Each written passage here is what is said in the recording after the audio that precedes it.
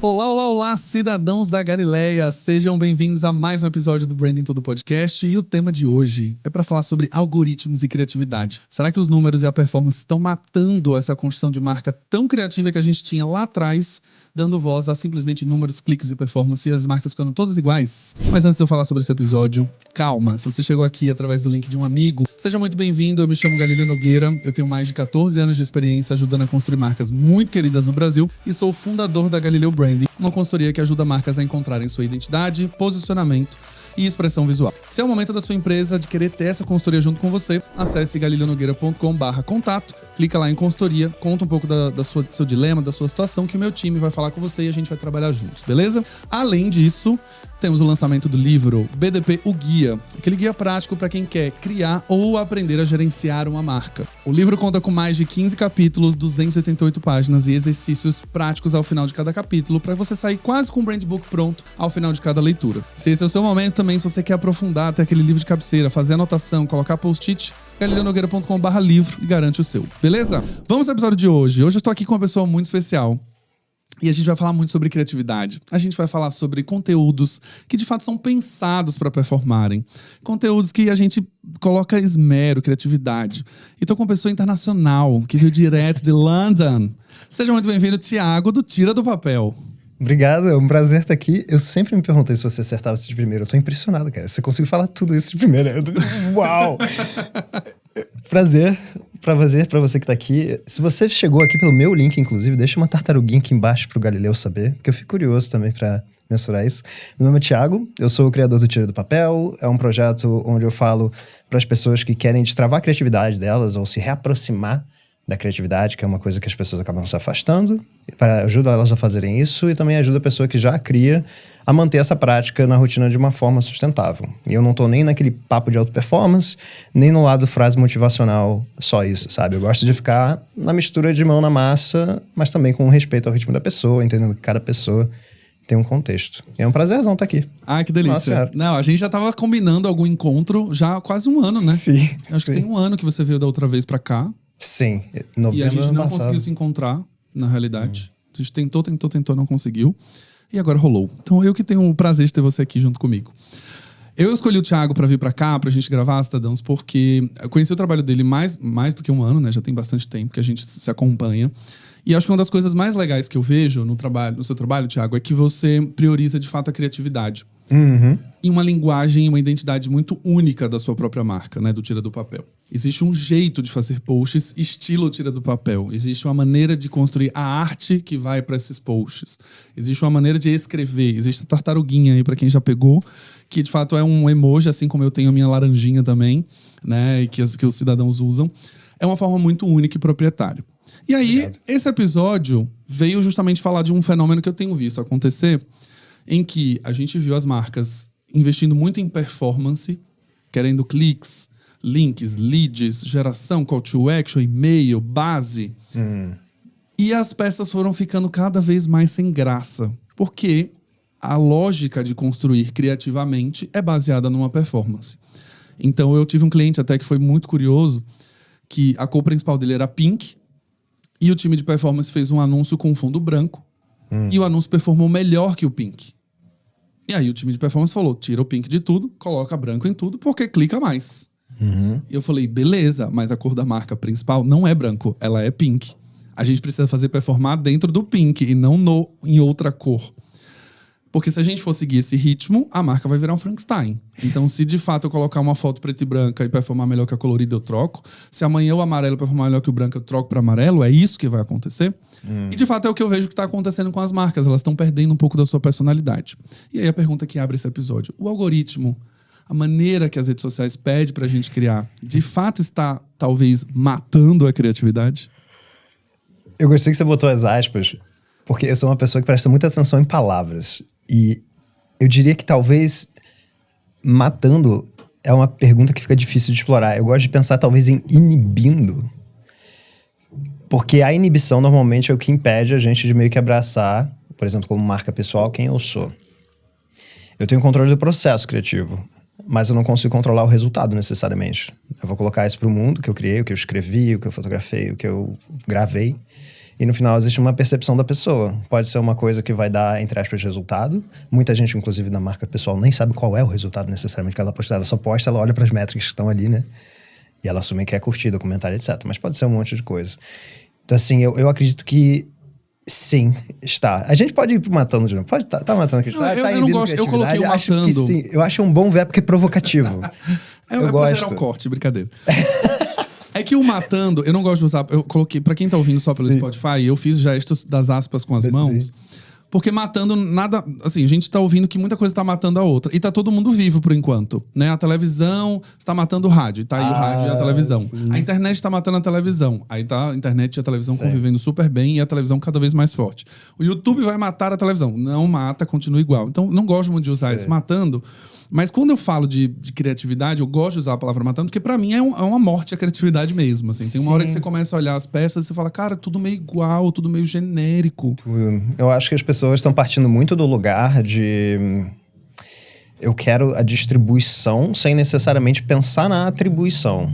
Então, eu quero o máximo de alcance possível, independente de se depois essa pessoa vai lembrar de mim, ou se ela vai se identificar comigo, ou se ela vai se conectar profundamente, sabe? E eu acredito que esse é um grande problema, tentar pular esse passo, essa zona talvez que para muita gente envolva você testar coisas, você errar, você experimentar com coisas que você nunca viu alguém fazer. Porque na teoria a gente sabe que talvez a inovação criativa, ou até não necessariamente a palavra inovação, mas a diferenciação, muitas vezes vem de você combinar o teu repertório que é único. Você veio de uma cidade X, você viveu certas experiências, você tem tais histórias. Desculpa, eu tô fazendo a mãozinha de podcast. Acabei de reparar que eu tô fazendo. É uma coisa natural. Eu sempre quis fazer mãozinha de podcast, assim. Pessoas que estão apenas ouvindo, eles estão fazendo a mão, a famosa mão de águia. Né, que você coloca aqui em cima pra inibir as pessoas, assim, ó, de falar com poder. Eu tenho 8 anos, eu sempre quis fazer isso. Mas eu acredito que na teoria é muito bonito a gente pensar, beleza, a gente tem que ir para um lugar único, é isso aí. Na prática, isso assusta. Porque você pode passar vergonha, você pode, entre aspas, flopar, né? O seu post não vai ter alcançado quase ninguém, você acha que, putz, falei sozinho. Então, eu acredito que, criativamente falando, se permitir esse espaço de divergência, de testar um monte de coisa, principalmente se você é uma pessoa... Se usa muito o termo multipotencial, né? Você tem muitos interesses. Eu acredito que todo ser humano é multipotencial. Isso é uma outra discussão. Mas o ponto é, se permitir explorar é uma das coisas que mais pode te ajudar a eventualmente convergir e voltar e ter muita clareza da sua voz, da sua diferenciação. Só que a maioria das pessoas não se permite fazer isso. E começa a criar, não tem like. Putz, não tô tendo like, não tô tendo curtida, não tô fazendo não sei o que lá. Deixa eu ir pro caminho que eu já vi alguém fazer e já vi dar certo. Então, na teoria, aquela coisa de autenticidade na criação, diferenciação, é muito bonito, todo mundo concorda. Na prática, dá medo. E é um processo emocional. Raramente é um processo ferramental e técnico.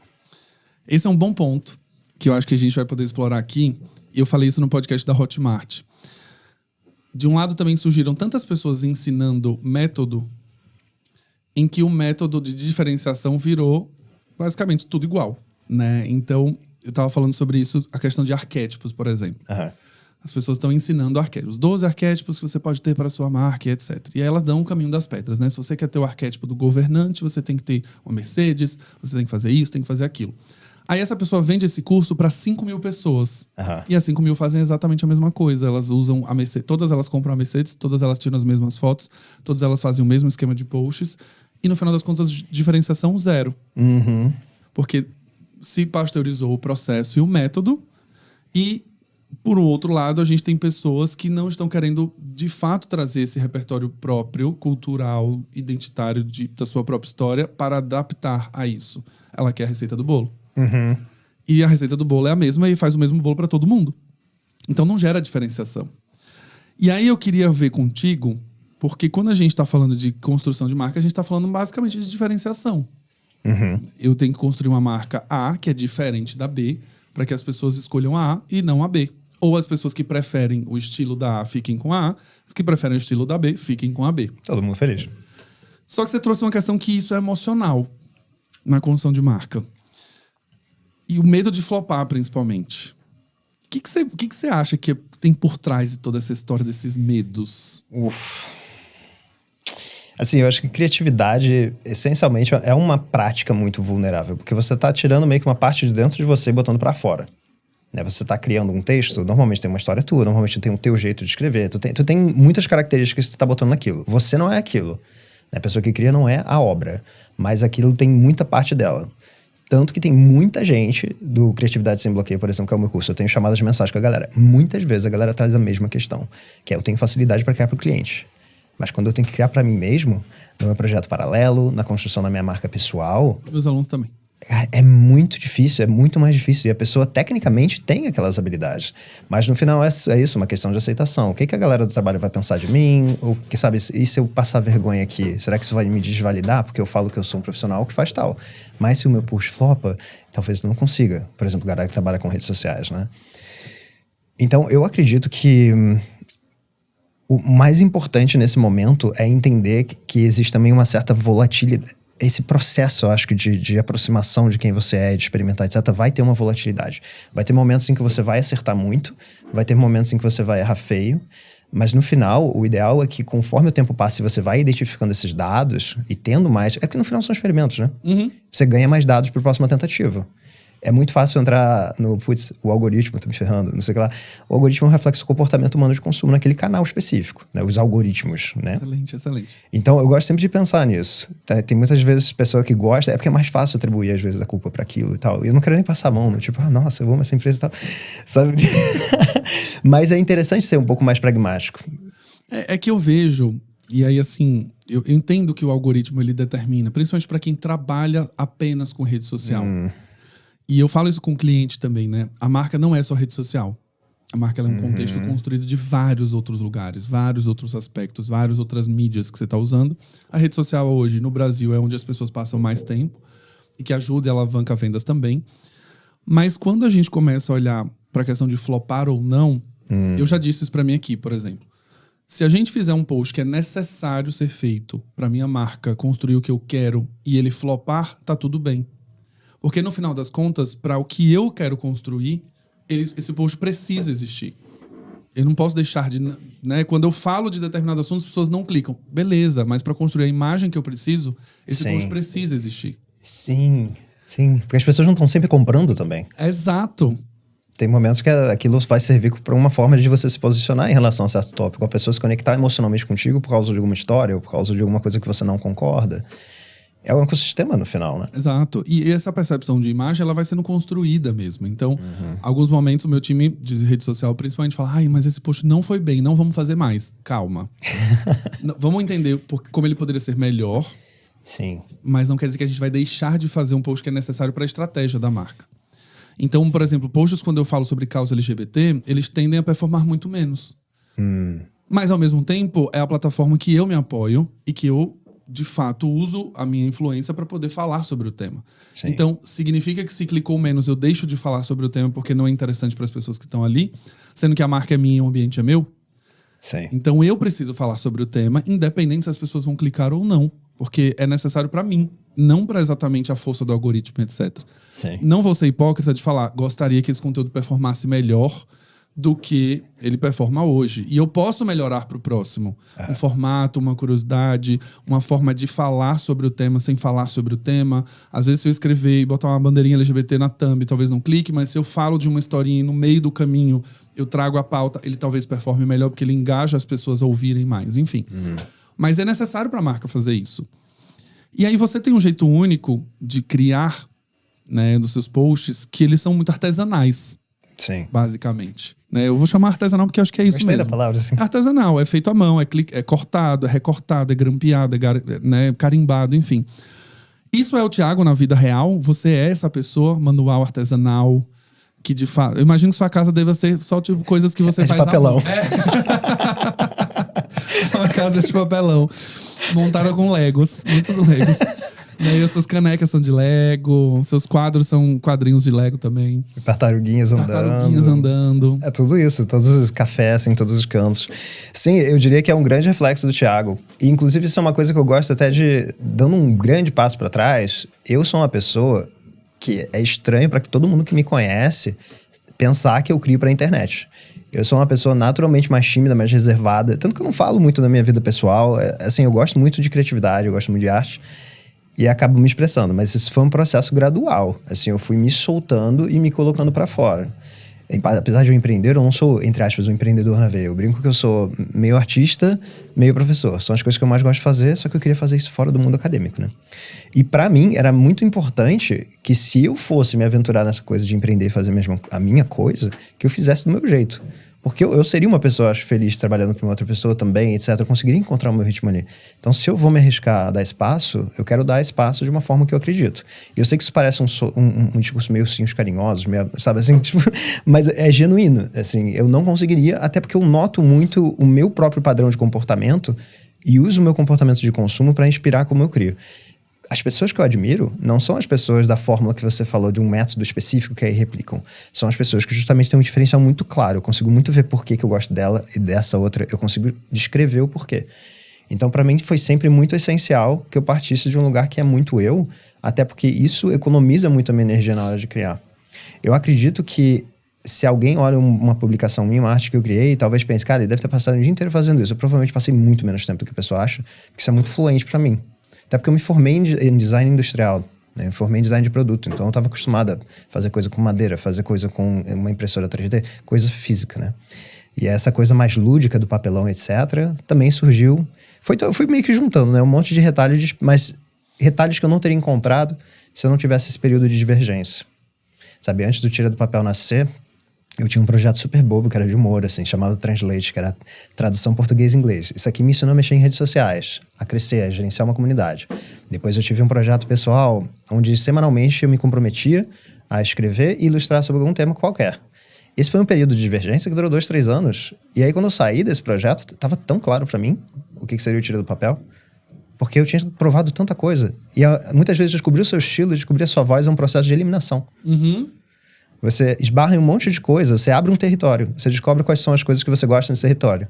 E aí você consegue explorar mais as que você gosta e deixar pra lá os que você não gosta. E aí é lindo, porque parece uma coisa que muitas vezes essa coisa artesanal parece super, entre aspas, trabalhosa, e de fato é mais trabalhoso que você pegar um arquivo digital no Canva e fazer.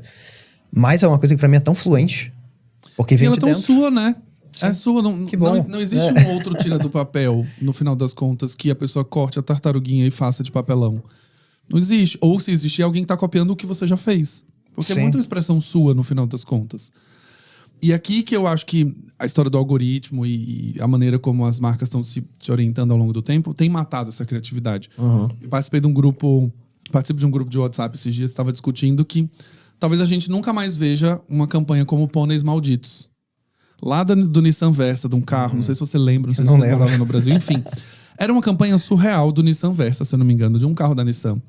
Em que a pessoa abriu o capô e vinha um pônei, um unicórnio 3D, cantando Pôneis Malditos, uma música que gruda chiclete pra falar do carro, enfim. E aí o pônei vira depois um diabo, assim, um demônio. É um negócio, assim, é um surto. É um surto. E na época, isso eu acho que vai fazer uns 10 anos ou mais. Isso foi um surto no YouTube, assim, viralizou, a marca tava super bem. E que hoje talvez a gente nunca mais tenha uma marca que fale, vamos colocar um pônei colorido na frente de um capô de um carro e isso vai ser incrível. Porque talvez se isso gerar menos like, eu não vou fazer. Se isso aqui não tiver comentário, disser eu odiei, eu deixo de fazer amanhã. Putz, isso é bom, hein? E isso é uma coisa que eu queria até conversar com quem talvez tenha esse medo do flop ou tenha esse medo de experimentar, é que você pode pensar na sua criação, principalmente se você estiver nesse momento de eu quero umas coisas mais seguras aqui também na publicação. Tipo, vamos supor que você não esteja só experimentando um monte de coisa. Porque eu acho que é útil para algumas pessoas ter essa fase também. Vamos supor que você queira uma coisa mais segura, você pode pensar quase como se fosse num portfólio de investimentos, assim. Você pode fazer 90%, 80% das suas criações, talvez por uma coisa que você considere mais segura, e que a tendência do seguro, que eu tô botando aspas aqui para quem tá escutando em algum canal de podcast, eu falo seguro entre aspas porque não tem controle no final daquilo, né? Mas a princípio você acredita que tem indicativos que aquilo vai fluir melhor, etc. Você pode fazer esse bobear, 80% mais seguro, etc. E aí você pira um pouco nesses 10, nesses 20. Porque no final a função desses 10 e 20 é se você acertar uma num ano, assim, se bobear, você cria um formato novo, que ninguém nunca viu. Ela vira o seguro pra você depois, no final. E as pessoas hoje em dia se conectam, voltando para aquela conversa de distribuição e atribuição, né? Elas se conectam muito por, sei lá, um ritual semanal. Por exemplo, toda segunda, 8 e 8, eu tô ali, sabe? Ou um formato específico. Eu sei o que eu vou receber quando eu clicar nesse vídeo. Eu gosto desse formato. Mas para chegar nesses formatos novos, essas coisas novas, eu acho bastante importante você ter esse período, assim, de saber quando é que você tá brincando um pouco e usando um pouco e quando é que você vai pro caminho mais seguro. Tem a história daquele youtuber, o Mark Cass. Eu sempre esqueço o nome dele. Ele é um grande youtuber de tecnologia, faz review. É o MKBD. Eu sou péssimo com acrônimos, cara. MKBD. Eu sou péssimo com acrônimos, assim. Eu só lembro de N5. Se mentira, N5 nem é um acrônimo. Mas tudo bem. Mas tudo bem. Mas ele tem um calendário. Se você olha pro calendário dele do YouTube, assim, na época de lançamento de coisas tech, ele vai para um lado mais seguro. Eles já testaram muitas coisas, já validaram muita coisa, então eles vão para esse lado. Durante o ano, eles têm uns vídeos que é meio que assim, vamos experimentar. Porque é importante a gente estar tentando inovar. E a renovação, né? É renovação. O tempo inteiro falar, não esperava ver um vídeo como esse. Sim, e as pessoas recebem isso muito bem. Na minha newsletter, quando eu quebro o padrão dela, e de vez em quando eu faço isso, eu escrevo 2 edições por semana. Muitas vezes vai nos mesmos formatos que já existem. Quando eu quebro o padrão, eu sempre fico com um medinho. Eu fico assim, nossa, a pessoa vai se surpreender, vai ser uma coisa diferente. E essas tendem a ser muito bem recebidas. Eu acho que é justamente por isso. É refrescante, assim. Você vê a mesma pessoa que você talvez já se conecte experimentando outra coisa. Sim. E essa experimentação faz parte do processo. Você estava falando, eu fui lembrando. Uma coisa que ficou muito atribuída a mim, por exemplo, no conteúdo, são as análises de prova do Big Brother. Eu assisti o Big Brother e ficava analisando uma prova, como que a marca estava sendo construída naquela prova. Esse foi um formato que surgiu de uma maneira de experimentação. Um dia eu tava assistindo, fiz uns stories falando, nossa, gente, essa marca não construiu nada, esse aqui foi jogar dinheiro fora. Teve uma taxa de resposta muito alta. Eu falei, nossa, as pessoas gostaram de ver eu comentando uma prova. Vamos transformar isso numa análise toda semana. Então, em épocas de Big Brother, por exemplo, a prova do líder toda quinta, toda sexta sai um post analisando a prova do dia anterior. Isso virou um formato proprietário, muito meu, muito a ponto das pessoas falarem, eu assisto a prova imaginando o que você vai falar amanhã. Eu fico tentando ver se eu vou acertar o que você falou no post de amanhã. Então a pessoa tá em casa assistindo, falando, o Galileu vai falar sobre isso, isso, isso. Vamos ver se amanhã no gabarito... O gabarito. É o gabarito, né? Vou ver se o gabarito, se eu gabaritei a prova ou não, se eu realmente percebi do jeito que ele percebeu. E isso foi uma experimentação. Amei. A gente sempre fez isso em carrossel. No ano passado, a gente viu a ascensão do TikTok, a coisa do fundo verde, né? Que você coloca o fundo atrás de vídeo, fica aquela estética meio tosca, que eu não gosto, mas de fato ela funciona muito bem. E aí esse ano eu fiz em vídeo, por exemplo. E aí performou super bem também, pelo fato do algoritmo priorizar a entrega de vídeo em relação a feed estático. Mas foi uma outra maneira também de construir, que era tipo, eu comentando, a pessoa me vendo falar, não só lendo um carrossel. Sim. Não só lendo palavras, né? Ela tá vendo um comentário ao vivo ali. E que lindo que partiu de um lugar que você tem interesse. Se você já vê o Big Brother, você se interessa por aquilo. Imagino que seja pelo conteúdo do Big Brother, também pela parte de ativação de marca, né? Sim. E você tá transformando isso numa coisa. O Galileu partiu desse ponto porque ele gosta disso, ele consome isso. Você talvez consuma crônicas de blá, sabe? Você talvez goste de ficção científica. E eu acho que é legal pensar nisso também. Eu sou uma pessoa que, quando você falou do propaganda de pôneis, porque não sei. Eu sou uma pessoa que sempre que me perguntam, sabe aquela referência? Cara, não sei. Tipo, eu sou uma pessoa meio assim, alienada. Embaixo da sabe, embaixo de uma pedra, assim, sabe? Onde você tava, nesses últimos 10 anos que você não viu Pôneis Malditos? Não, direto. E ainda mais porque eu tenho muito contato com... Como eu tô morando fora há mais ou menos... Tipo, há muito tempo, uns 11 anos, sei lá. E muitas vezes trazem referências aqui que eu não conheço. E é realmente assim, porque eu não tenho muito contato dia a dia. E eu sou uma pessoa que cria muito menos sobre o tópico em alta, por exemplo, ou da trend. Eu sou uma pessoa que cria mais sobre assuntos atemporais. E o que diferencia, o que muitas vezes faz um post performar bem ou uma coisa assim, não é necessariamente ele estar em alta. É a forma com que eu contei aquela história. É a forma visual que chamou a atenção no início, sabe? Inclusive, eu acho isso muito legal para quem tem pouco tempo, porque aí você consegue reaproveitar também essas coisas. Elas são sempre pautas importantes. Mas é muito legal observar isso, eu estou destacando isso, porque quem está escutando talvez tenha outros pontos de partida. E é muito legal observar isso também. O que do meu consumo, né, o que do meu gosto eu posso trazer para minha criação. Porque isso vai ajudar a criar esse elemento de diferenciação, sabe? E a diferenciação, no caso de marca pessoal, é justamente um processo muito de autoanálise, para você entender muito o que eu gosto, o que eu faço, a maneira como eu faço. E isso vira alguma coisa. Né? Os meus alunos também têm essa dificuldade de falar... Quando eu faço pra mim é difícil, quando eu faço pra todo mundo eu acerto muito. E quando a gente vai falar sobre isso, é curioso, porque eu cheguei no nível de consciência sobre a minha pessoa produzindo conteúdo muito claro, muito nítido. Então eu sei exatamente como eu falo, a maneira como são. E eu consigo dar nomes a essas coisas. Né? Então meu tom de voz é didático, minha linguagem é professoral, tem nomes para essas coisas. Então, quando eu tô criando, eu olho e falo, isso aqui não tá professoral o suficiente, isso aqui não tá didático o suficiente. Né? Os elementos de imagem, mesma coisa. Por que eu uso tanto rabisco, risco, circular, marca-texto? Porque eu tenho uma imagem de professor. E esses são os símbolos visuais que a gente tem do lado de escola, quando você está estudando. Sim. Né? Então, só que isso é um nível de consciência muito alto. É quando eu paro e falo, não, é exatamente o Galileu assim, desse jeito, que cria dessa forma. Pra mim, algumas vezes, sou até mais robótico, pra mim mesmo. Ah, é? Eu olho e falo assim, gente, mas tá tão nítido já o que eu tenho que fazer, que é meio automático. Mas no final das contas, sou eu mesmo que tô criando, né? Sim, e eu acho que isso que é o bonito, é porque o setup, né, a instalação desse processo, que você falou que é uma coisa meio que de autoconhecimento, autoanálise, etc. E de fato envolve isso. Eu sei que são palavras que podem ser meio que assim, Meio tem gente coach, que vira, né? vira o olho, tipo, mas cara, envolve assim uma autoobservação, de certa forma. Porque essa autoobservação vai dar mais trabalho do que olhar pra fora. Sabe, você vai muitas vezes pegar umas coisas emocionais tuas, você vai ficar assim, cara, será que eu falo sobre isso? Será que eu trago isso? Eu não vejo ninguém falando sobre isso. Né? E muitas vezes pode ser um excelente sinal. Dá medo, mas pode ser um excelente sinal. E eu acredito que esse processo de construir daí dá mais trabalho e é mais arriscado, entre aspas. Eu falo arriscado porque tu não sabe, tu nunca viu alguém fazer. Sim. Essa combinação muito específica da tua história, das tuas habilidades, da sua forma de expressão. Então, eu acredito que partir desse lugar é uma construção mais difícil, mas que no longo, até no médio prazo, você já sente essa sensação que você falou e descreveu como robótica, que talvez seja só fluida. Sim, Sabe? Tipo, sim. é fácil, porque o setup foi mais trabalhoso. Mas aí depois... Só foi. E principalmente quando Suave. você tem contato com outras pessoas que vão trabalhar com você. Então, por exemplo, a pessoa que trabalha em rede social comigo, ela escreve exatamente igual a mim. Porque ela veio desse setup já inicial. Ela já sabe o tom de voz, ela já viu exemplos de como eu escrevo.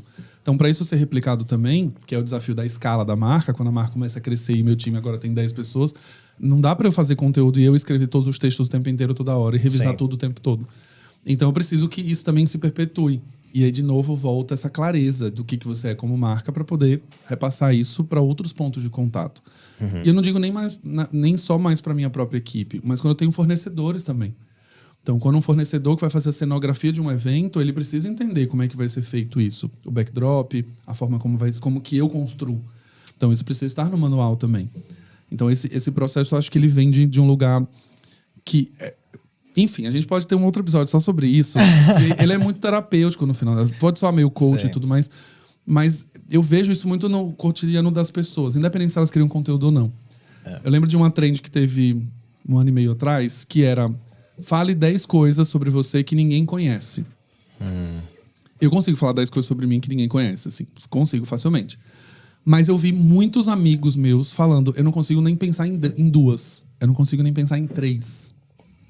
Isso pra mim tinha um sinal muito claro de uma percepção interna muito baixa. Do tipo, o que de fato eu sei que ninguém sabe? Ou coisas sobre mim que ninguém sabe. Né? E a gente poderia ter 200 coisas sobre nós que ninguém sabe. Características, jeitos. Mas o nível de percepção interna é tão baixo que a pessoa não consegue enumerar nem 5.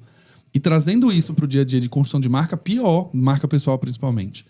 Porque você tende a cair num lugar do tipo: o que eu vou escrever hoje? Mas eu devo falar ou não sobre o Pablo Marçal, sei lá. Eu devo entrar nesse assunto quente ou não devo entrar? Eu preciso me posicionar? Não sei. Eu não sei se minha audiência espera isso. Eu não sei se eu, como pessoa, quero falar também. E aí é onde as pessoas caem do tipo: não, mas eu acho que falar do Pablo Marçal seria bom por causa do algoritmo. É um conteúdo quente e vai entregar muito. E aí tem horas que você olha e você fala: mas por que você tá falando sobre isso? Assim, por que sua marca tá fazendo sobre isso? Tipo, não faz sentido. Eu acho que também criar sempre com o intuito de estar sempre bombando te coloca num lugar muito perigoso, né? Porque a partir do momento que o seu norte se tornou a qualquer custo estar ali em cima, e porque você não quer abraçar a normalidade, talvez, de uma volatilidade que tende a acontecer, eu acho que isso é muito perigoso, porque isso vai fazer muita gente gravitar para coisas que não tem nada a ver. Tipo, eu não quero que a pessoa, por exemplo, se conecte a minha marca pessoal com uma certa emoção, por exemplo. Eu talvez não queira. Eu penso, às vezes, tem vezes que eu escrevo, eu penso, cara, isso não cabe aqui, sabe? Talvez caiba num vídeo mais longo, onde eu posso me expressar um pouco mais sobre isso. Não vai só aparecer uma story rápida que alguém lê, consome e pensa: nossa, ele tá lá. Não, eu quero explicar que não é só isso, tem outras emoções conectadas. E eu acredito que esse lance até do autoconhecimento, uma forma de sair um pouco desse papo mais... sabe?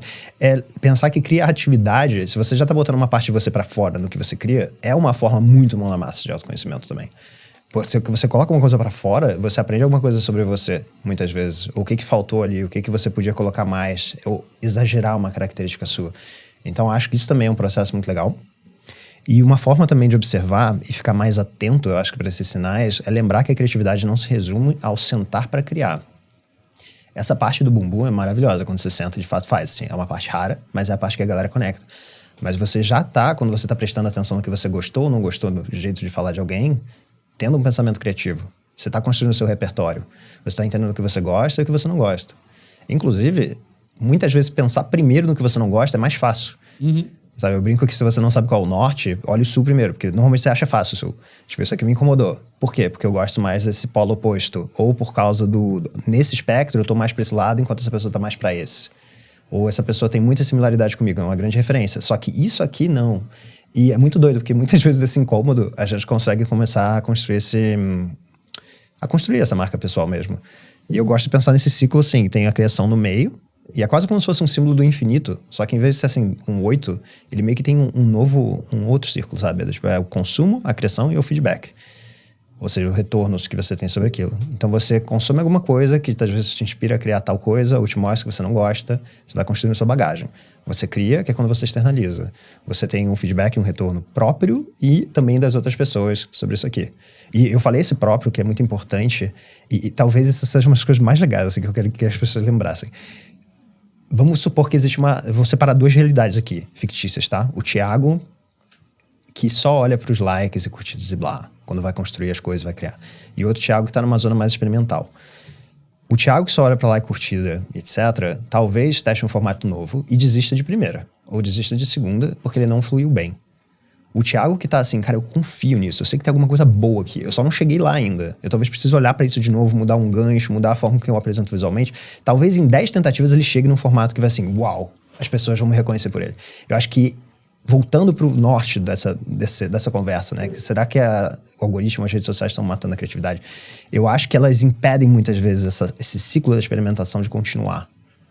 Porque a pessoa fica com medo de novo aquele flop acontecer, que é um processo emocional difícil. É chato, eu falo assim, tá tudo bem, o flop faz parte, mas cara, eu fico triste quando acontece. Não, ninguém gosta. Ninguém gosta. Né? Não quero romantizar. Eu um post assim que deu só 12 likes. Eu falei, nossa, que vergonha desse post. Né? Como você tem 68 mil seguidores, tem 12 likes. Exato.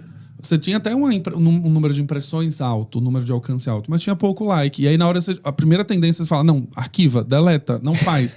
E depois eu parei e falei, pera, mas qual era o intuito desse post? Era informativo. Ele não tinha função de engajamento, etc. Então Sim. tá bom, deixa ele aí. Tá tudo certo. Ele precisa estar nesse feed. Quando alguém entrar, sei lá, um post falando sobre a noite de assinaturas do livro. As pessoas talvez não cliquem, mas elas leram o post. Elas sabem a data, elas sabem onde é e passaram reto. Sim. Então eu não posso simplesmente falar, não deu like, então vou arquivar. E aí as pessoas que procurarem informação sobre a noite de assinaturas, por exemplo, sei lá, não vão encontrar no feed. Então imagina um autor de livro que vai ter o lançamento, você chega no feed e não tem nada mencionando porque o post não performou bem. Não faz sentido. Não faz o menor sentido. Sim. Total. Eu acho que tem uma... Eu gostei disso que você falou, porque meio que qual é o dever de casa desse... Não sei se dever de casa é uma palavra. Eu não gostava da escola, cara. Então sempre que eu vou pra alguma analogia de escola, eu fico assim... Gatilhos. Qual é... Começo a chorar aqui. Assim. Qual é a função, né? Qual é a função desse aqui que eu tô publicando? E eu tenho, por exemplo, um post de apresentação que eu faço a cada 15 dias, mais ou menos, porque tem mais gente chegando, tem gente que não viu, etc. Em que eu abro com uma foto minha e algumas coisas aleatórias sobre mim, sabe? É a minha forma de falar sobre a vida pessoal, porque eu sou uma pessoa mais reservada. Mas como eu gosto de aleatoriedade, eu encontrei essa interseção. Se eu falar de coisas aleatórias sobre mim, eu falo sobre mim, entendeu? E nesse post eu normalmente faço o que chamam de fotodump, né? Você coloca várias fotos. Nesse fotodump, nessa sequência de imagens do carrossel, tem sempre algumas que são mais compartilháveis. Sabe, tem um trocadilhozinho, um comentário sobre, pô, é maravilhoso quando você abre um abacate, ele tá no ponto certo. Coisas assim, meio bobinhas, mas que estão conectadas a quem eu sou, etc. Se eu colocasse isso primeiro, isso talvez tivesse mais compartilhamentos, tivesse mais alcance, tivesse mais etc. Mas o objetivo desse tipo de publicação, desse tipo de arte, pra mim não é esse. Esse é o objetivo de outros. Eu quero me apresentar. Então, o primeiro, por mais que essa primeira imagem, sabe, talvez seja menos compartilhável, etc., pra mim é mais importante, porque ela vai solidificar aquilo. Ela vai solidificar o Thiago começando a se apresentar, depois vai ver um pouco do processo do Thiago.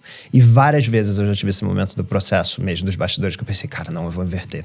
Porque se eu colocar isso aqui primeiro, isso aqui vai ter mais não sei o quê. Eu fico, não, Thiago, pensa, a função disso aqui é outra. Qual a função? É outra.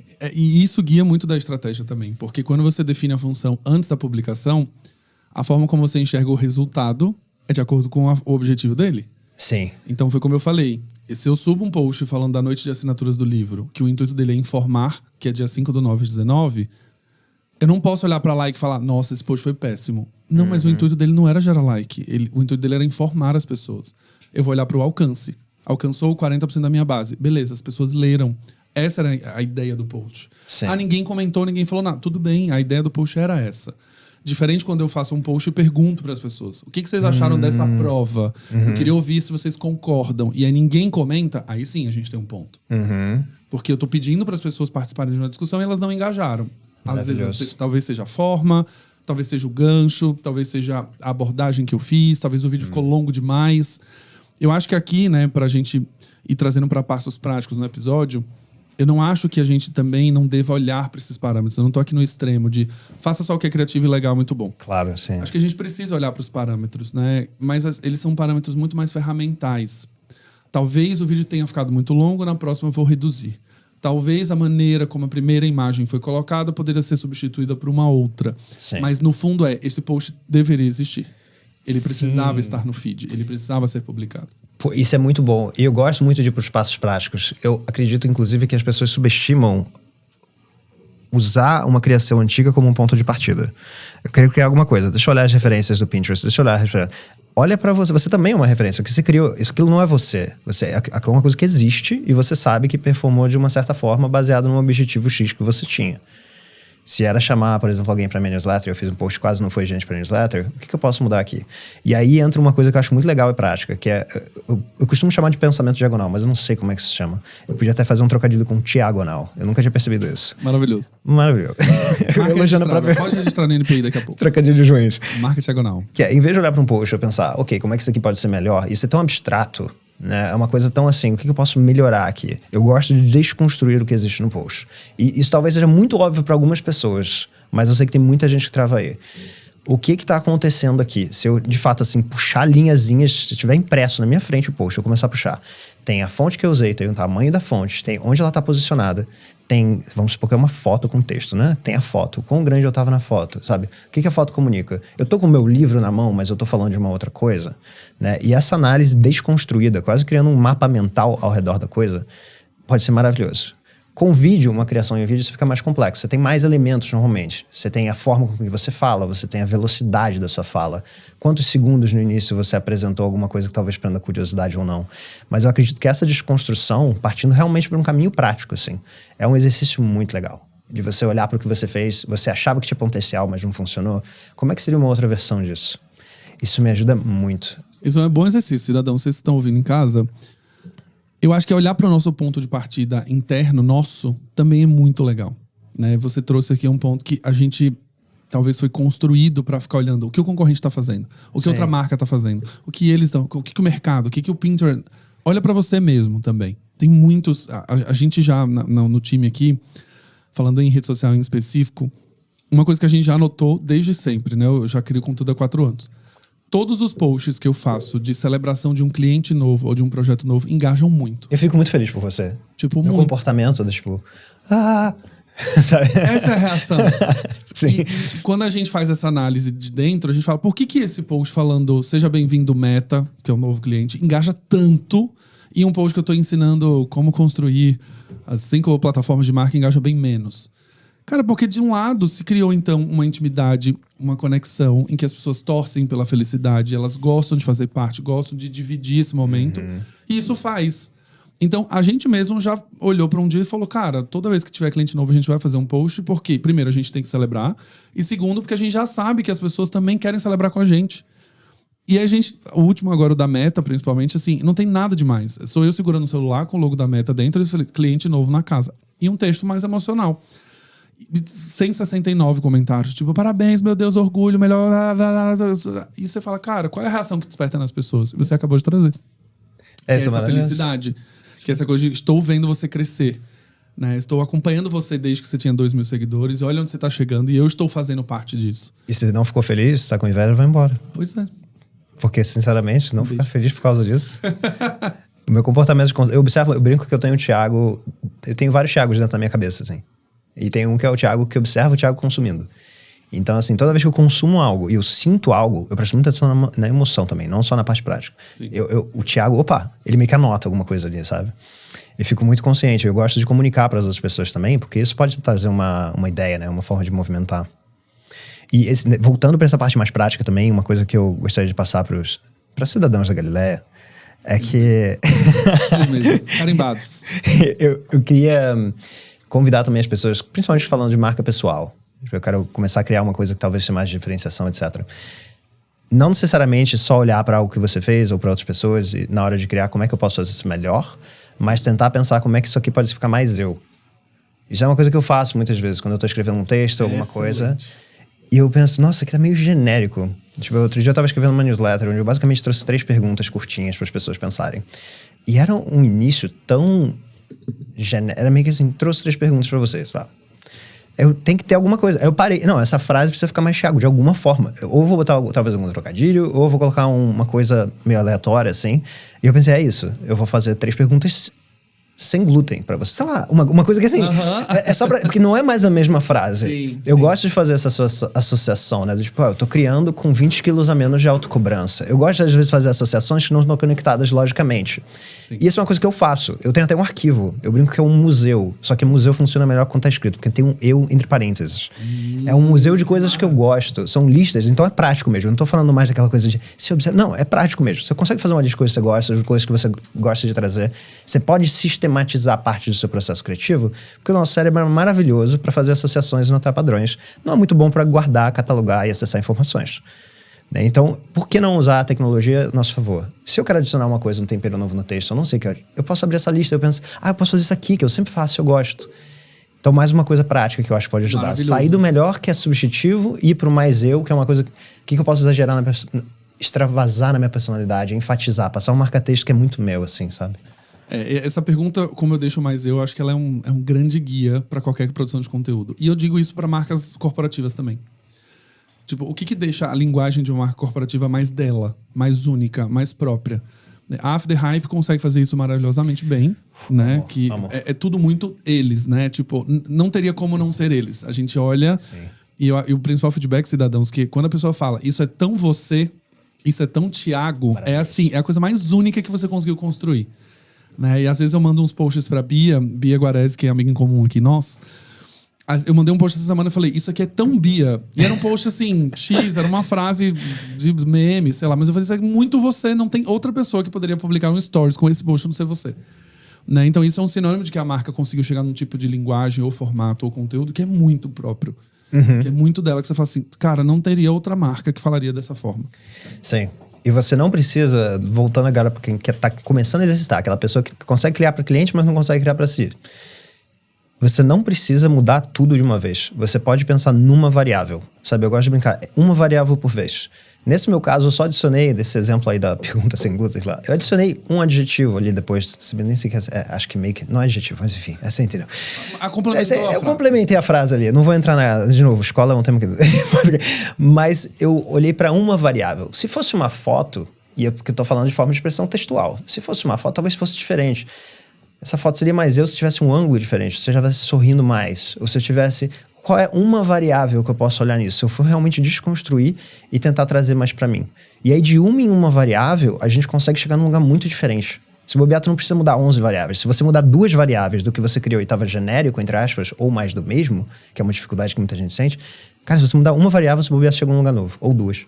Não precisa ir tão longe. E essas variáveis vão se automatizando. É memória muscular. Sabe, uma coisa que com o tempo é o que você estava falando antes. Até parece meio robótico, mas não é robótico. É porque memória muscular, é fluente. Sim, você faz aquele movimento de uma forma já quase automática. E a mudança das variáveis aqui é muito importante a gente lembrar as pessoas que você só pode mudar realmente uma ou 2 variáveis, porque você não vai conseguir atribuir qual foi a variável que foi a vencedora. Se você fizer 12 variáveis ao mesmo tempo. Sim. A gente teve um exercício que a gente fez lá dentro da empresa, que a gente estava testando umas landing pages, umas coisas, e aí a pessoa que estava trabalhando comigo falou, não, a gente vai mudar o título, vai mudar isso, vai mudar aquilo. Eu falei, calma, a gente vai mudar primeiro só o título. Depois a gente vai mudar o título e a imagem. Depois a gente vai mudar o título, a imagem e o botão. Senão a gente não consegue dizer o que foi, o que mudou de fato. Sim. Porque primeiro o ser humano odeia qualquer coisa que é muito nova, muito diferente. Né? Para quem leu Hitmakers, que eu já falei 1000 vezes aqui, o ser humano é muito engraçado. Ele gosta de coisas que são novas, mas que são familiares. Sim, tem que ter essa interseção. E aí é aquela coisa assim, nossa, essa música é muito boa, mas parece que eu já ouvi ela antes em algum lugar. E aí é agora o fenômeno que a gente tá ouvindo de músicas sampleadas, que é, não, no final essa base é da Cher, dos anos 80. Não, no final, esse toquezinho aqui é de uma banda que a gente já ouviu no passado. Sim. Né? Não para gerações novas, a geração Z acha o oposto. A geração Z escuta a versão nova e fala: nossa, a Cher regravou a música, né? Aí você fala: não, a música é da Cher. Na verdade, o que você conheceu foi de um outro artista que regravou ela. Mas a gente tem essa coisa do familiar, então... Esse exercício também, que você foi falando, eu fui lembrando, acho que vale complementar para os cidadãos. Existe um fator muito primordial que eu sempre falo, que é testar as variáveis é muito bom, mas as coisas levam tempo para acontecer. As pessoas demoram para assimilar coisas, elas demoram para entender algumas mudanças. Não é que você mandou um e-mail e aí você falou: pronto, agora eu não posso usar mais sem glúten porque ninguém gosta dessa piada, eu tenho que trocar agora porque ninguém clicou. Calma, as pessoas elas talvez estejam num choque de tipo: nossa, isso aqui é muito diferente. Sim. E segura que a gente vai ver isso acontecer. Eu falo muito isso porque, de novo, a história dos algoritmos e da performance em si faz a gente ter esse pensamento imediatista. De que eu fiz esse post hoje, não funcionou, exclui para sempre, nunca mais faz, nunca mais volta, nunca mais insiste, porque já não funciona mesmo. Não, a gente às vezes vai ter que fazer 5, 6, 7, 8, 10 versões. E aí uma hora que o consumidor, né, o cliente ou quem seja, o seguidor, olha e fala: ué, gostei dessa linguagem nova. E eu passo a consumir isso daqui para frente também. Porque você criou também uma forma de construir conteúdo há 4 anos que daqui a pouco você mudou completamente e a pessoa fala: ué, isso é novo pra mim, é too much, não tô entendendo. Mas a partir do momento que ela vai vendo e fala: nossa, não é que eu gostei? Não é que é legal? Isso também pode acontecer. Com certeza. E eu acho que existem métricas qualitativas aí também, né? Nesse caso do sem glúten, eu já tinha feito testes anteriores, onde eu tinha passado um experimento criativo, só que em vez de falar: cara, pega uma caneta, eu falei: use 5 gramas de caneta Bic. Aí eu pesei uma caneta Bic, literalmente tinha 5 gramas. Caneta Bic preta. Gente, vocês vão conhecer o Thiago. Entra no Tira do Papel, assim, é uma obsessão por essas coisas, cara. É muito ele. É muito assim, tipo, vamos lá, para aqui. Quem escreveria use 5 gramas de caneta Bic e o 5 de fato é o peso? Porque eu escreveria, tipo assim, use 2 gramas e foda-se se era 5, 8, 10. Mas o Thiago faz a questão de pesar. Aleatório específico. É uma coisa que eu reparei que eu gosto do meu consumo. Eu não presto atenção em letras de música. Quando eu presto, eu noto que eu gosto de letras de música aleatória e específica. Então eu pensei: caraca, eu gosto muito disso. Eu gosto de fazer isso. Quando eu tô fazendo piadinha com meus amigos, por que eu não trago pra criação? Veio daí também dessa observação. Mas eu, por exemplo, nesse dia, tinha feito uma edição que era isso: 5 gramas de caneta Bic, blá, blá, blá, blá, blá, blá. Dei uma receita e um exercício criativo. E uma pessoa que eu sei que compra os meus produtos comentou e falou: eu amei isso aqui, blá, blá, blá. E foi, de fato, também, em termos de métricas, isso também foi legal. E saber que a pessoa, que em teoria é o tipo de pessoa que eu quero ajudar e que eu quero estar me conectando e que eu quero mais próxima de mim, gostou disso, beleza? De certa forma, isso é uma validação de que eu tô atraindo a pessoa certa fazendo esse tipo de comentário. Então, olhe para isso também. Não só a parte numeral, né? Numérica. Aqui o conselho é você contra você mesmo. Esse é o ponto. Eu acho que, quando eu falei o exemplo lá no começo, né? A cor do cliente era pink e o número dizia que se o branco clicaria mais que o pink. Mas o ponto é, eu preciso fazer o pink ser melhor dentro do pink. Então talvez seja uma variação para cima, para baixo, seja uma matiz, seja o que seja, mas ele é o pink no final das contas. Eu não posso simplesmente trocar e abandonar isso. Então você contra você mesmo em alguns momentos é muito legal. Né? Quando você mesmo fala: eu fiz a piadinha do glúten, vi que funcionou. Mas quando eu fiz a piadinha dos 5 gramas de caneta Bic, funcionou melhor que a do glúten. Mas as duas são suas. As duas são próprias, as duas são únicas. E não, eu vi a newsletter da Bia e ela falou 3x de dinheiros. E aí eu vou colocar 4x para ver se o melhor do que a Bia vai a minha. Não, de novo. Acho que vocês vão, depois do episódio aqui, procurarem o perfil do Thiago. Eu acho que o grande ponto que eu quero reforçar aqui é a coisa da unicidade. É muito única a maneira como você cria. É muito seu, é muito proprietário. Então, a partir do momento em que a gente que cria marca corporativa entende o que é muito meu, o que é muito só meu, só eu faço, e eu também começo a olhar menos pro próximo, né? Menos pro outro, e passo a olhar para mim mesmo, para melhorar dentro do meu próprio repertório, as coisas ficam muito mais fáceis, elas ficam muito mais tranquilas, elas ficam muito mais suaves nesse processo. E a experimentação também, porque você fala: bom, eu vou experimentar uma piada dentro do meu próprio repertório também. Porque piada ruim faz sentido no meu repertório. Faz sentido. Pro meu repertório. E para as pessoas que seguiram você também. Também, uma vez eu fiz dei um aulão aberto no Zoom, e aí eu mandei o link por e-mail, aí o link foi errado, aí eu mandei uma errata e na errata foi errado também. E aí o terceiro e-mail, o título era link final valendo .zip. E aí as pessoas responderam, tipo, nossa, kkk, amei, tipo. E eu falei assim, é porque eu falo isso, tipo, ó, eu vou te mandar a V3 final vale esta.pdf. Porque já não era, né? Já era V4, V5. Isso foi na hora veio, mas, de novo, eu falo isso na vida real, trouxe isso pro conteúdo e funcionou. Sim. Né? Então, eu contra mim mesmo. Porque da outra vez eu seria, talvez, mandando assim, gente, segue novamente o link. Né? O Cidadãos da Galileia é um negócio que eu fui muito resistente a usar. Porque no começo eu achava muito brega. Uau. Olha que negócio de louco. Quando eu fui né? pensar nisso, eu achava muito brega. Eu falava, nossa, Cidadãos da Galileia é muito brega. Muito brega, muito cafona, muito... Eu não gostava da história.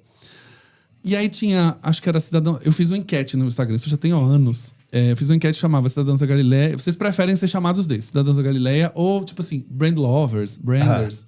E assim, ganhou com 98% de votos de Cidadão da Galileia, você não tinha dúvida. E não foi 2 votos, foi tipo assim, metade dos votos, sabe, 500 votos era Cidadãos da Galileia. Sim. E aí eu falei assim, cara, a galera gosta de ser chamada de Cidadão. Não entendi. Mas beleza, eu achava meio cafona por mim. Não pelo nome, mas eu achava assim, cara... Ai, é sobre mim, né? Cidadãos da Galileia, da minha cidade, do meu vilarejo. Ai, tudo sobre mim. Ai, como ela é pick me girl. Né? E eu não tava curtindo, eu não curtia isso. Isso eu já contei isso em alguns episódios. Até o Galileu Branding também, a consultoria se chama Galileu Branding, também tinha uma coisa meio, nossa, a empresa tem o meu nome, ai, tudo sobre mim. Também não gostava muito. Só que depois eu fui entendendo que só sobre mim, tá tudo bem, sem problema nenhum. E Cidadão Galileia tem um charme, é engraçado, é divertido, faz essa comunidade acontecer. Sim. Mas é um nome muito proprietário. Tipo, a Ana Couto não pode chamar de Cidadãos da Coutolândia, por exemplo. É curioso você falar isso, porque meu nome é Thiago e 33% da minha geração é Thiago, né? O resto é Pedro e Lucas. E o meu sobrenome é Rego, cara. Então, assim, não é maneiro, sabe? Não é um nome que eu, assim... não é um nome chique, uma coisa assim. Então, eu não exploro esse lado. Mas eu vou explorar, por exemplo, talvez a minha habilidade de expressão visual. Porque essa é uma coisa que pra mim é um diferencial, entre aspas, né? Eu acho que existem, às vezes, os diferenciais sem querer. E os diferenciais querendo que você desenvolveu. E é legal olhar pra você, porque não vale a pena você tentar... Se eu quisesse criar talvez algo assim da Thiagolândia ou Thiagópolis, talvez não ficasse tão legal. Mas Galileia tem uma coisa ali, sabe, no Galileia.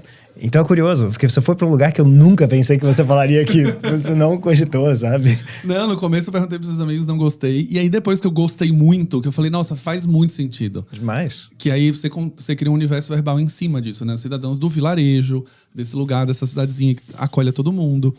Depois eu comecei a fazer a brincadeira que você tem um passaporte de cidadão. Então você tem um visto pra entrar na Galileia. E isso já ainda não virou, mas isso vai virar, de fato, um objeto físico. A gente vai ter o passaporte de Cidadãos da Galileia. Maravilhoso. E esse passaporte vai ter os carimbos. E os carimbos de cada coisa vão ser... Livro... Tiago, tira do papel, cara. Tira do papel. Você foi um soquinho, né, cara? É um soquinho. É o tiro do papel, cara. Tá consumindo seu conteúdo todo dia. É isso. Na hora me veio muito, porque eu falei, cara, se eu fizer o passaporte de maneira manual, digamos assim, física, e brincar com os carimbos... Brincar com as entradas, né? O livro, escutou o podcast, fez um curso meu, me viu numa palestra e a gente fazer até isso virar uma brincadeira, que eu também já comecei a pensar e viajando, assim, do tipo, eu vou levar um monte de passaporte comigo quando eu der uma palestra e aí as pessoas que já têm vão buscar o carimbo. Então, tipo, o carimbo de te assistir numa palestra não tenho e eu vou lá e carimbo. Aí a pessoa vai na noite de autógrafo do livro, se eu tivesse passaporte pronto, ela receberia um carimbinho de quem esteve na noite, quem não esteve não vai ter. Sim. Então e aí virou o universo em cima de tudo isso. E isso, de novo, é muito proprietário. Não tem uma outra marca fazendo um passaporte de acordo com cada coisa, ou a maneira como se constrói em cima e etc. Então, último conselho, Thiago, para a gente fechar. Pessoas que querem construir marcas que não dependam do algoritmo. Um conselho apenas. Eu vou tentar dar um conselho que eu não falei, tá? Não necessariamente é o melhor, mas eu gosto de ir pela parte prática. Tem uma coisa que eu acho que é muito subestimada do processo criativo. A gente olha muitas vezes pro resultado e a gente analisa como é que a gente chegou nesse resultado, como é que o resultado performou, se ele foi bem, se ele foi mal, o que eu posso mudar e tal. Mas a gente não para pensar muito no processo que levou pro resultado. Você estava num momento escutando uma playlist, assim, naquela zona de flow, entre aspas, quando você estava criando, isso te ajudou a criar melhor ou mais você. Você tinha acabado de ter uma conversa com uma pessoa que te energiza num café. Qual foi o ponto de partida que gerou aquela ideia? Ou qual foi aquela coisa que te inspirou a criar uma coisa que é mais você? Eu acho que olhar para o processo que te levou às melhores criações, para você tentar se bobear, não copiar isso sempre, mas saber que, putz, eu tô procrastinando muito hoje. Pô, mas sempre que eu vou para aquele café hipster, e peço aquela coisa de pistache, cappuccino, não sei o que lá, eu chego num lugar novo, sabe? E, pô, então deixa eu tentar fazer isso hoje. Ou deixa eu tentar ligar pra aquela pessoa, hashtag anos 2000, deixa eu ligar pra aquela pessoa no meu telefone fixo e falar com ela, porque sempre sai uma ideia boa. Então eu acho que esse processo pré-resultado também é muito valioso, mas por isso é meio subjetivo e pessoal, entra nessa coisa meio... não vou olhar pra isso, eu vou olhar pra onde tem performance, onde tem não sei o quê. Mas isso faz uma diferença absurda. E pode te ajudar muito a chegar em lugares novos. Gente, excelente conselho. A gente consegue fechar o podcast com ele, por favor. Esse conselho pra mim ressoa muito, porque os meus melhores conteúdos foram de ligações pra pessoas. Foram pessoas que eu liguei e falei, tô pensando em fazer isso, isso, isso, o que você acha? E geralmente as pessoas, elas até adicionam coisas. E se você trouxesse tal e tal coisa? Acho que ficaria melhor ainda. Então, acaba sendo um remix também, né? Acho que eu tava pensando aqui em conteúdos muito bons meus, que a ideia veio quando eu tava num café, por exemplo. Eu falei, mas deixa eu ligar para um amigo meu que entende muito de pesquisa pra ver como que é a visão dele. E aí eu contei a ideia, ele falou, amigo, amei, mas se você adicionar isso aqui, fica um brilho. Isso, puta, fato. Muito bom. Né? E isso é muito natural, assim. A Bia, eu troco muito com ela. Às vezes eu falo, Bia, dá uma lida nesse rascunho de post aqui. Aí ela traz a visão dela. Fala, amigo, acho que isso aqui pesou um pouco, mas também é muito sua cara. Então, não sei, acho que deixa, sabe? Tipo, e aí, beleza. E a gente faz isso com muita gente. Eu conheço muitas outras pessoas que a gente também troca essa ideia. Então, de novo, voltando ao conselho de muita autopercepção. Como estava o meu próprio momento, o que eu estava fazendo, o que eu estava lendo, o que eu estava ouvindo, o lugar onde eu estava. E pode ir pro lado pragmático. Você pode literalmente ter isso anotado. Eu recomendo pra quem tem mais experiência e já tem uma bagagem de criar muita coisa, anota essas coisas. Tipo, se você estiver naquele momento de trava, o que você faz no momento que te levou pra aquela criação que você sabe que foi muito boa? Pô, fiz isso e aquela outra, tá? Aí tem uma listinha que você olha rapidinho, assim, sabe? Tipo, que criatividade pode ser essa coisa solta, essa coisa experimental, mas também pode ser mais processual também. Isso. E a forma como você funciona, né? Exato. Ser humano é padrão, né, gente? A gente não é inovador o tempo inteiro, toda hora. Então, às vezes, é isso. Tipo, ao sentar num café, eu produzo melhor. E ponto, acabou. É você, né? Eu quero adicionar mais um conselho no Thiago. Que, como ele falou sobre a questão de performance ser flop, o medo e etc. Uma coisa que, pelo menos pra mim, eu observo muito é... Quanto maior o medo de flopar, talvez seja o melhor conteúdo da sua vida. Direto. Isso acontece muito. Nossa, assim, tem vezes que eu olho e falo assim... Cara, eu não dou nada pra esse conteúdo. Nada. E ele não explode. Então, eu tenho um indicador na vida, assim, não só pra conteúdo, na vida. Toda vez que eu tô com muito medo de alguma coisa, eu falo, cara, vai ser um negócio que vai mudar o jogo, que vai virar a chave. Óbvio, né? Eu meço os riscos também de tudo. Também não é que eu sei. O risco é o retorno da escolha. Exato, mas tem uma hora que eu falo assim, cara, será que isso vai rolar? Ai, eu tô meio, não sei, me dá um incômodo. Será que as pessoas vão gostar? Será que não sei o que? Quando eu sinto isso e me percebo, eu falo, eu acho que esse conteúdo vai ser o que vira o jogo. Eu acho que é essa atitude, essa ação que vai virar o jogo. E no final vira mesmo. Então talvez vou adicionar pra vocês aqui que tem medo do flop. Tentem arriscar também nessa coisa do tipo, se permita ter o medo. E quando esse medo for muito grande, você fala, talvez seja o conteúdo que vai mudar a minha vida. Mudar o algoritmo, mudar o jogo, mudar... Muitos conteúdos que eu criei, assim, que eu não dava nada, foram conteúdos muito bons. E conteúdos que às vezes você tá olhando, né? Acho que um conteúdo muito marcante na minha história foi quando eu fiz um post analisando a farofa da GK. E tava todo mundo falando sobre esse assunto, farofa da GK, das marcas. E eu falei, cara, como que é outro ponto de vista desse post? Tá todo mundo falando só das ativações. Ah, tem um stand de tal marca, tem não sei o que lá. Cara, qual é o ponto de vista? Qual é o ponto de vista? E aí eu lembro que eu fui dormir, era 11 horas da noite. E aí meus stories eram, dos influenciadores que eu sigo, era só farofa. Todo mundo falando. Eu deitado na cama e falei, cara, se a GK pagasse pra cada um fazer 3 stories, quanto custaria? Aí eu fiquei pensando, bom, o influenciador cobra 40 mil pra fazer 3 stories. Ela convidou 250 pessoas. Cara, de mídia paga, ela gastaria 1.600.000. Aí ela pagou só pra pessoa ir. Quanto será que ela gastou? Nada, ela pagou uma passagem, pagou a hospedagem e a pessoa foi e fez a estrutura da festa. Talvez fosse mais barato eu levar a pessoa pra festa do que pagar 3 stories pra essa pessoa, pagar um publi pra essa pessoa. E aí fiquei pensando nisso, falei, cara, se ela tivesse que comprar, então, uma publicidade, ela tá economizando quanto tendo levado as pessoas, porque as pessoas estão gerando milhões de stories em cima da festa e isso vai explodir. E ela tinha ganhado 2 milhões de seguidores, sei lá, em 7 dias, uma coisa assim. Caraca. E eu fiz uma conta. Falei, quanto que seria de gasto de mídia? Quanto que ela gastou por seguidor? E dava, sei lá, 0,03 centavos por seguidor novo. Que é um custo mais barato impossível, né? Se você fizesse mídia paga, seria muito mais caro. Talvez R$1 por seguidor. Ela gastou 0,03. E aí, voltei pra casa. Falei, bom, show de bola. Fui dormir. Falei, cara, mas será que a galera quer saber sobre essa conta? Tipo, sei lá. E eu liguei pra esse amigo de pesquisa. E aí eu falei, cara, tô pensando nisso. Ele falou, achei isso legal, põe isso aqui, brilha. Aí eu voltei e falei, tá bom, vou produzir esse conteúdo, mas tem uma coisa que eu acho legal, que é um fator de comparação entre a audiência que ela tá tendo versus o Jornal Nacional, que é a nossa principal referência de audiência. No Jornal Nacional, sei lá, 20 milhões de pessoas e o stories de todos os convidados dela juntos dariam 69 milhões de pessoas. Então é 3 vezes mais que o Jornal Nacional. Tem um fato interessante, um gancho muito bom, blá blá. Postei esse conteúdo, falei, vamos ver o que vai dar.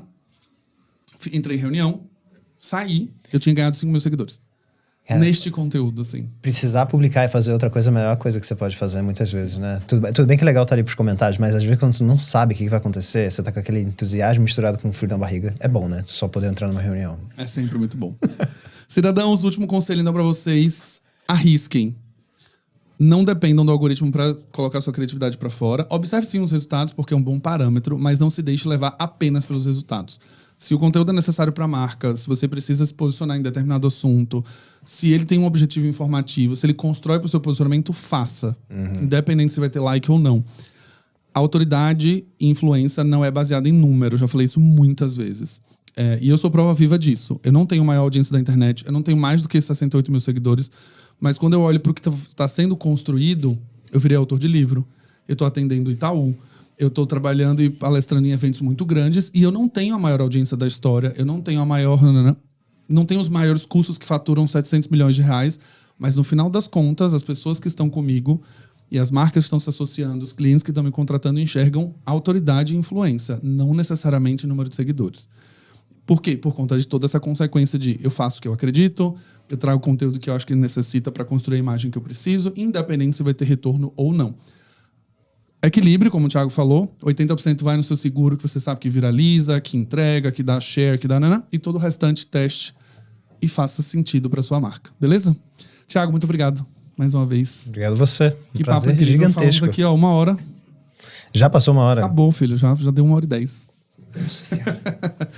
Foi um prazer ter você aqui. Muito obrigado. Obrigado. E cidadão, se você gostou, não esqueça de dar 5 estrelas no seu player favorito e mandar para pelo menos 3 pessoas.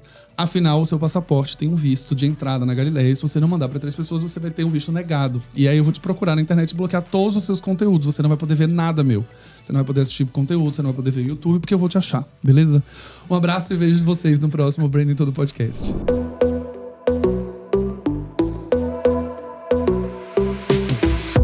E esse foi mais um episódio do Branding Tudo, o seu podcast de branding. Não esqueça de me seguir nas redes sociais, @Galileu Nogueira, para ficar por dentro de tudo que acontece no mundo do branding.